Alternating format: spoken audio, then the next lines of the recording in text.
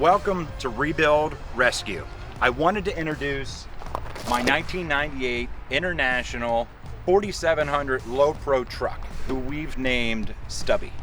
We built Stubby out of a True Green Chemlawn chemical spray truck. And then I had somebody work on it that thought they could fix it, tore it all apart. It hasn't ran since. I hope that car never gets fixed. I don't think it will. I took the spark plugs out. Nice. And so it's been sitting at my shop for 4 years. So I'm really super excited to get it in the shop, to get it torn apart, and to finally fix it. Let's get at it.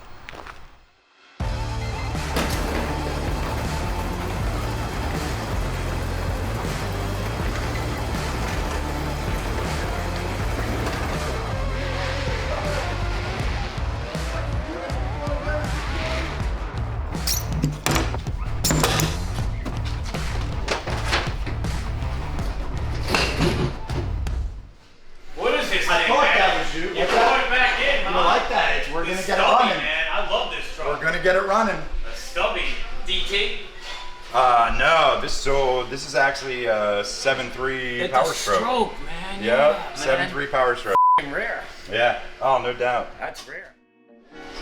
The reason I picked this platform is everything's big, everything's strong. The brakes are huge.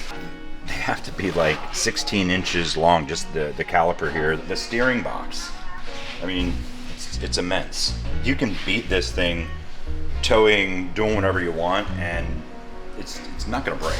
These heavy duty trucks were made to go like 1,000,000 miles. I think I paid like $2,000 for the truck when it was a Chemlawn truck, and I think it has like 120,000 miles on it. It does have the T444E, which is turbocharged 444 cubic inch electronic injection. This is what that stands for. It's built by International. What a lot of people don't know is that a 444 cubic inch is the same cubic inch as a 7.3 Powerstroke. Well, that's because International makes the 7.3 Powerstroke. So for all you Ford guys, I don't want to upset you too much, but you don't have a Ford engine. You have an International engine in your truck. But it is a kick-ass engine. And even the cool thing about these heavy duty trucks is the turbo is it's a pedestal mount turbo, and it doesn't have a wastegate, it doesn't have the warm-up valve, it doesn't have any of the stuff that restricts the engine from making horsepower. And look at how easy this is to work on. I mean, you can get above the engine, beside the engine. You can pull this cover off and get right to the engine, right to the transmission, and work on it. I've worked on some of the OBS 7.3 stuff where you're draped over the top of the engine, your feet are falling asleep, your arms numb, your back hurts. This is like cheating. It's so easy. You can get right in there. I mean, it can pop in and out of turbo in a few minutes. Another crazy thing, it has an Allison transmission. And everybody who knows anything knows that Allison builds a really good transmission. I mean, unless you guys have, some other comments, maybe you guys don't believe that, but I think they build a really good transmission. And if you want to drop some bombs on any Chevy guys, when they talk about their Allison transmissions in their trucks, well, it was in a International first, and it was hooked to a 7.3 Powerstroke first. So technically, Allison was more of a Ford transmission first than a Chevy. What you talking about? But this one is, I think it's an AT545. It is a non-lockup converter transmission, but it is a 4-speed. Not sure how long this is gonna last after we throw injectors and an H-pop on it and a big turbo, maybe some methanol injection. I think we'll blow it up. But that's fine. There's a bunch of other things we can do. I even thought about putting an Allison, one of the 6-speed transmissions in, which would be killer. So we'll see, but we have to blow it up first. And if you look, here's some of the wiring mess that we have to figure out. This wiring runs all the way back behind the dash, down through the firewall, over on the engine, and down in the transmission. So there's 3 harnesses I have to figure out. I have to figure out the dash harness, the engine harness and the transmission harness. The guy that worked on this thing kind of really left me at a bad place with all that. But we'll figure it out. It'll just take some time.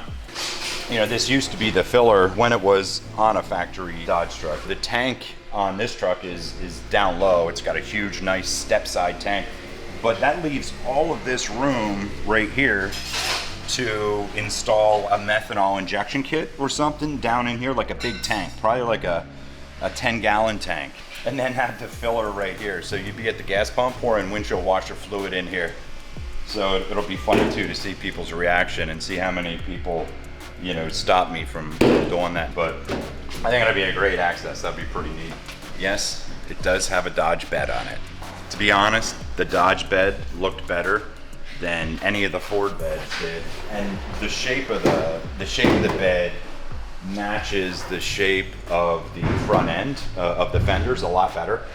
On the Low Pro, if you look at the hood compared to any of the other 4700 or 4900 Internationals, the hood has like a really hard slope down. Usually the hood sits up here on a regular 4700, 4900. When you see some of the other builds we're gonna do, you'll see that it has a lot higher hood, a lot more aerodynamic, and honestly, it just looks really damn cool. One of the other things I've been thinking about doing is pulling these 19.5 wheels off and putting some 22.5s, maybe having them laid down to a 22 inch, maybe use some Alcoas. The only thing is, I believe it's an 8-lug wheel, and they're a little bit more difficult to find in the Alcoa. If you guys know where any are, let me know, because I'd like to buy a set of 22.5, you know, 8 lugs. I think it will look really sick with some big 22-inch aluminum wheels and some little thinner rubber, and we get the air ride on it, so it can come up and down, and it'll really fill this wheel well up nice. One of the other things about the Low Pro version of this truck, which is different than all the other ones, is this axle. If you look how low it's slung, and it's besides being immense, I mean, it's this huge I-beam axle that you're never going to break, but it literally may sit 5 inches off the ground. It's like it has drop links just built into it. I mean, it drops it down 8 inches probably. Why'd they make it like that? Because it's cool. No, I think it's for getting in and out of the truck, and just having it a little lower to the ground so it's not sitting so high. The one thing that's gonna be nice too about this is if we remove these springs and make like a 4-link or some type of a setup for the front here and put some airbags in, again, it's gonna soften the ride up. It's still gonna have good tow capacity, and it'll allow us to lower and raise the truck however much we want. And it'll also allow us to get rid of these dinky little horns that it has up in here. That's just wrong. To have such a big truck and such little horns, we're gonna fix that for sure. Look at this rear differential. If a Ford 9-inch is strong, this is like an International 19-inch. I have no idea even how big the ring and pinion is. It's huge. You're not gonna break this. If you do break this, you have some major problems. I also think there's some of these trucks that you can get that they have an air locker that you can put in. We may do that. I'm not sure yet. The only thing that stinks about turning such a big ring and pinion is it does take a lot of horsepower. So depending on what we end up doing with the truck long run, we may pull this out and put a standard truck rear in. I'm not sure. I really don't want to, because this is just you're not going to break it. It's got a 26,000 GVW suspension on it. 26,000 pounds. I think that's like 13 tons or something. Electric over hydraulic brakes, so you don't need a CDL. And this was the perfect truck, or the perfect heavy-duty truck to turn into a dually, a pickup truck. I mean, the frame's real easy to modify. It's just C-channel all the way from the front to the back. I think we cut it like 4 feet to shorten the wheelbase, and all we had to do was move all of the mounts, and it was literally just drilling and bolting them back in. It was the simplest modification ever. It's such a good platform to use. And of course, every diesel truck needs massive pipes. I installed 5-inch pipes on this that come right off the main pipe and Y out and then go up to the stacks. I know it's not as popular to have stacks on a truck as it used to be. In some instances, that makes me really happy. In other instances, I mean, when you have like a heavy-duty truck, you need pipes. You need some big pipes coming up in. Anything else would just be wrong.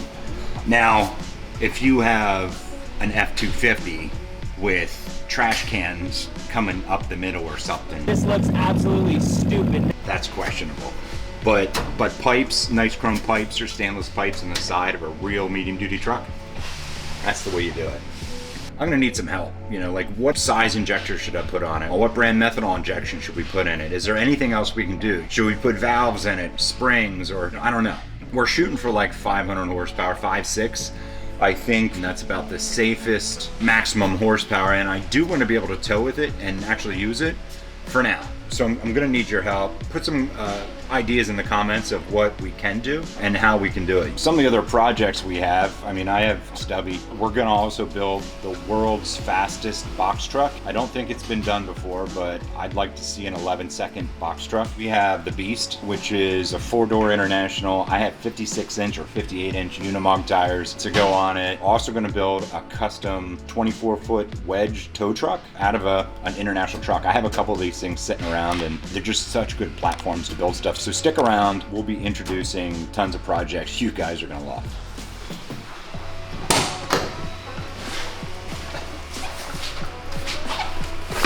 So these are some of the harnesses I have for the truck that have to go back in it after I tear out what's in there. I have no idea where most of these go. So I think this is going to take me a number of days to figure out.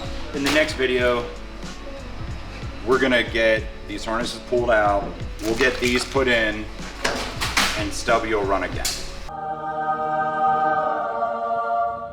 That's the plan.